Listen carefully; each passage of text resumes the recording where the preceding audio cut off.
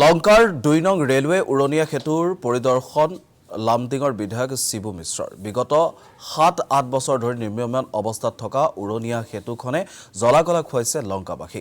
School college কাৰ্যালয়কে ধৰি সকলো লোকেই ৪ লেনযুক্ত ৰাষ্ট্ৰীয় ঘাইপথৰ বাইপাছ হৈ বহু দূৰ ঘূৰি যাব লগা হৈছে। নিৰ্বাচনৰ পূৰ্বে উৰণীয়া সেতুখন ৰাইজৰ বাবে মুকলি কৰি দিয়াৰ আশ্বাস প্ৰদান লামডিঙৰ বিধায়ক শিবু মিশ্ৰৰ। লংকাৰ চহৰৰ এটা পুৰণি ডাঙৰ সমস্যা নিৰ্মীয়মান অভাৰব্ৰিজখন বিভিন্ন সময়ত উৰণীয়া সেতুখন নিৰ্মাণ খৰকটীয়া কৰাৰ দাবীৰে প্ৰতিবাদো সাব্যস্ত কৰিছিল, কিন্তু বিভাগীয় কৰ্তৃপক্ষই নিজ খেয়ালখুচি মতে উৰণীয়া সেতু নিৰ্মাণৰ কাম আগুৱাইছে।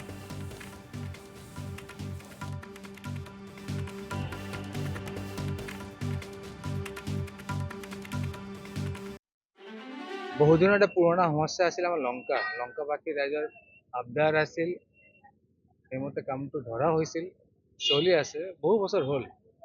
কিন্তু আজিৰ পৰা প্ৰায় বিফৰ পূজা মই আহিছিলোঁ, জইণ্টলি তত্বাৱধান হৈছিল, মই ৰেলৱে কৰ্তৃপক্ষলৈ মাতবোলো দিছিলোঁ, এতিয়া পূৰ্ণাংগৰূপে কামটো চলি আছে।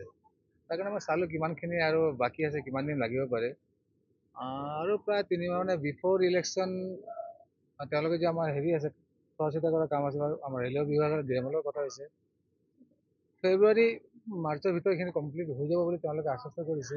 তো ময়ো যিমানখিনি চালোঁ বিফৰ ইলেকশ্যন এইটো উদ্বোধনী হ'ব। বহুদিনৰ এটা পুৰণা সমস্যা আছিল আমাৰ লংকাবাসী ৰাইজৰ আবদাৰ আছিল, সেইমতে কামটো ধৰা হৈছিল, চলি আছে, বহু বছৰ হ'ল। কিন্তু আজিৰ পৰা প্ৰায় বিফৰ পূজা মই আহিছিলোঁ, জইণ্টলি তত্বাৱধান হৈছিল, মই ৰেলৱে কৰ্তৃপক্ষলৈ